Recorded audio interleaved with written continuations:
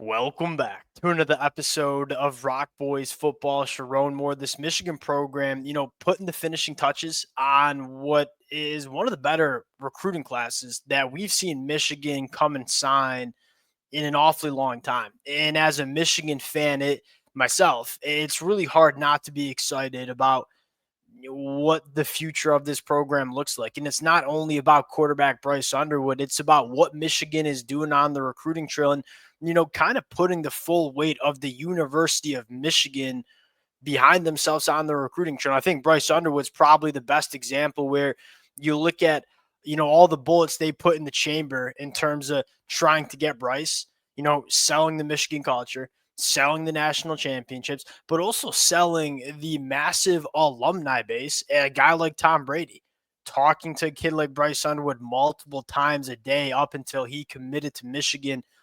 I think Sherrone Moore recognized that there's a lot more Michigan can offer on the recruiting trail than maybe what was being used over the last couple of years.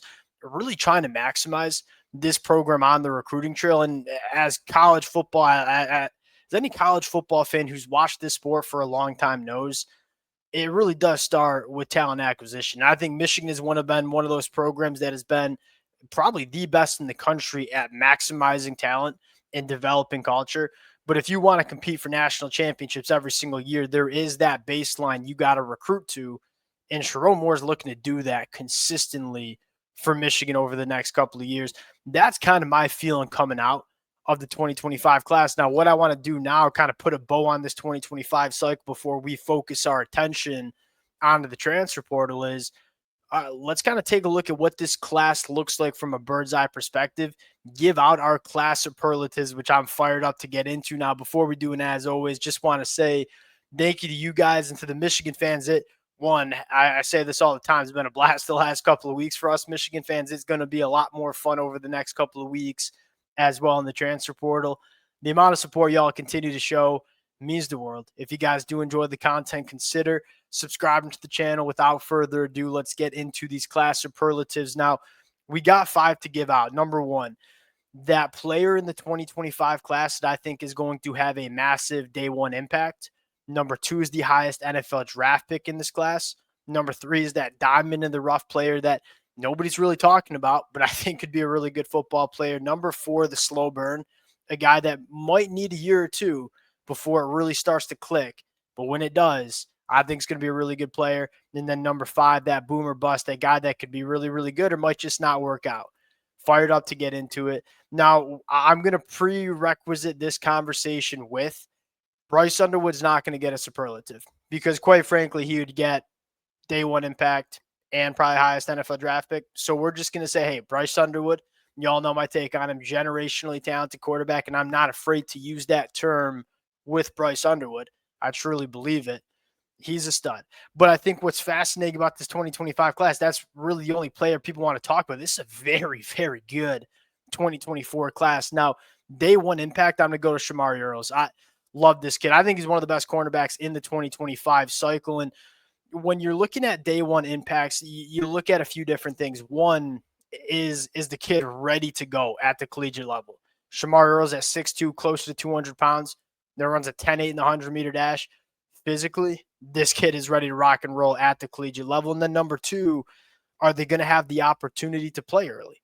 Then you look at Will Johnson moving on. You look at Amir Hall moving on. I think you feel good about guys like Jair Hill and potentially Zeke Berry if we decide to stick him out there at boundary cornerback next year.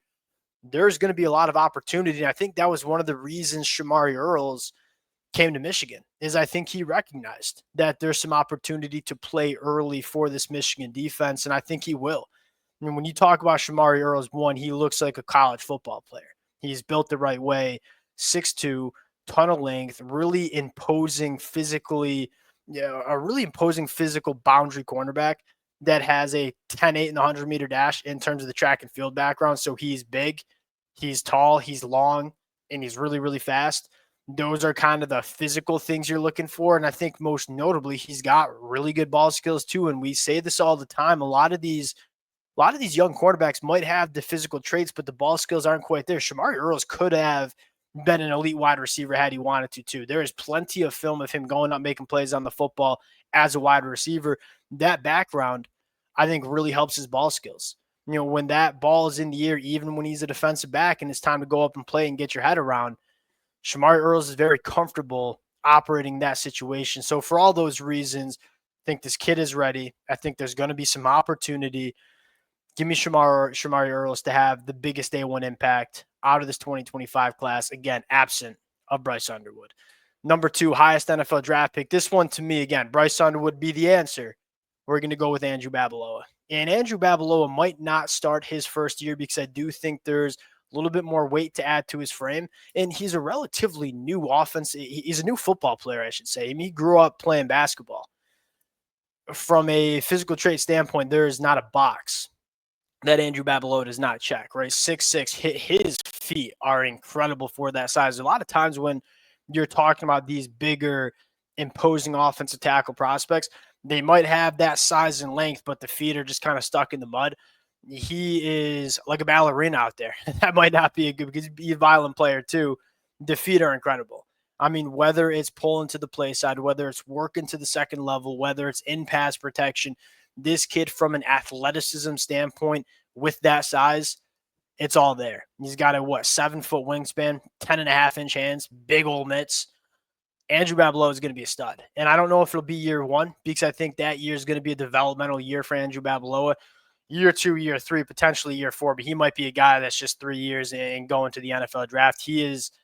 There's a reason he's a top 15 national prospect and one of the best offensive tackles in the 2025 cycle. Diamond in the rough, probably my favorite superlative to give out. Give me Jamar Broder from the state of Florida, formerly committed to NC State, flips his commitment to Michigan. A couple of things I like about this kid. One, it's what we're looking for. Sherrone Moore even said it in the press conference. He said, hey, we got to get bigger at the wide receiver position. We're just too small. And sometimes it's hard on quarterbacks when you don't have to be perfect when you're throwing to 6'4", 210-pound Jamar Broder.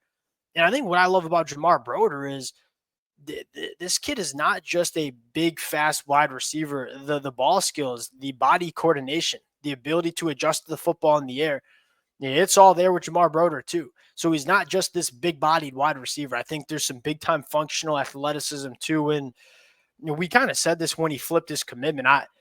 For the life of me, can't understand the recruiting ranking.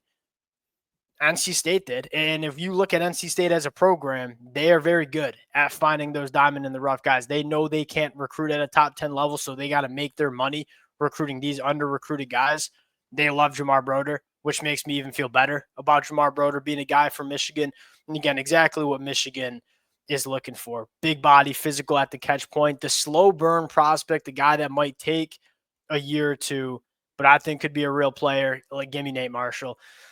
When Nate Marshall committed, well, even the first time he committed and the second time, he kind of doubled down on it. The Chris Jenkins comps come to mind. Super good athlete. I mean, the most impressive film for Nathaniel Marshall is him playing wide receiver on the boundary. I mean, he looks like he's like a 200-pound wide receiver when he moves. And then you take a look at the film as a defensive lineman. He lines up all along the defensive line. Ton of burst off the line of scrimmage. Devastating power in his hands. The reason I'm saying Nathaniel Marshall's a slow burn is, one, you got to figure out where you want to put him. Is he going to be an edge rusher? Is he going to be a 3-tech? And then secondly, he's a guy that was a two-way player and probably played a lot on the offensive side of the football at the high school rank. So there might be some more, football development, if you will, in terms of Nathaniel Marshall on the defensive line.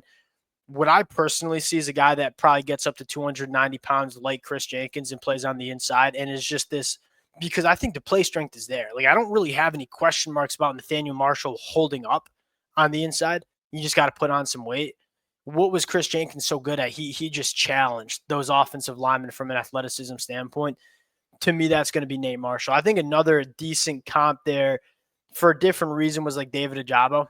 David Ojabo was new to the sport of football, this freaky athlete. You didn't really hear of him for the first 2 years, and then all of a sudden it just clicks and he becomes one of the best edge rushers in the country.